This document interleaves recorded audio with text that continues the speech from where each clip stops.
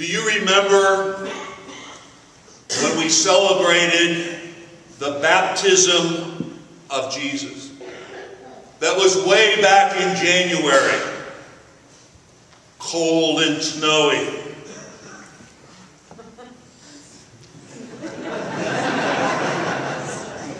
Very similar to this week.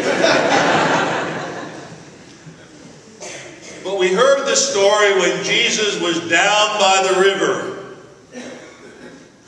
And we know that he was told within the depth of his heart and the core of his being that he was God's beloved. And we were reminded, just as Jesus was in January, that we too are the beloved sons and daughters of God. Yes, that is really who we are. I believe that we know that in the very depth of our hearts. I know that we know that at the very core of our life, but it is something that is so difficult for us to believe and understand and to stay with. St. Augustine said, our hearts are restless until they rest in you. Or until we recognize who we are, our hearts are going to be restless. And that restlessness will be with us all the time. But we see in the life of Jesus a person who listens to that Word of God, and somehow that Word of God is enabled to live within his heart. And so once again we come to the first Sunday of Lent, and we are reminded of how difficult it is to remember this, to remember who we are, and how easy it is to wander off track, to forget who we are as God intends. The gospel reminds us today that there are many powers in this world. And those powers are at work that seek to disempower us, to disempower and push us off track, seeking shortcuts to our salvation, to our happiness, and to our fulfillment. We are tempted, like Jesus, to betray who we are at the core of our life. And somehow we buy into the promise that somehow this world and many of the things in this world can satisfy those hungers, that somehow we have the promise that we can achieve glory and power, that somehow are disconnected from God and disconnected from one another.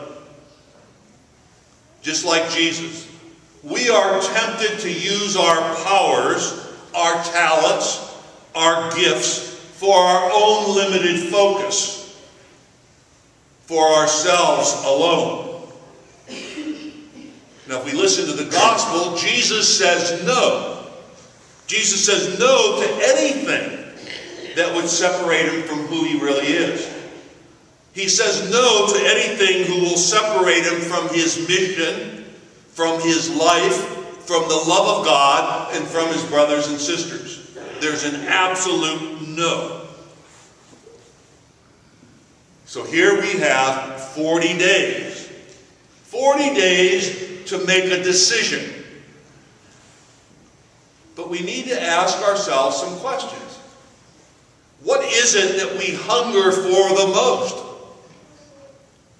What are the things that I want the most in my life, and sometimes they dominate and control me and my relationships? That constantly turn the focus of my life in on myself. These temptations are real. They're real because, just like Jesus, these temptations are experienced by human persons. and they strike at the very heart of who we are. If you listen carefully in that gospel, that's exactly what Satan was trying to do. Dissuade Jesus and get Jesus to take a shortcut. This week we need to listen to our hearts so that we don't wander off course very far. We need to allow the love of God, that love which is a power, we need it to enable it to bring the forgiveness, the love, the mercy, the compassion that this world hungers for. There is a real hunger in the world. And we can fulfill that hunger in many ways.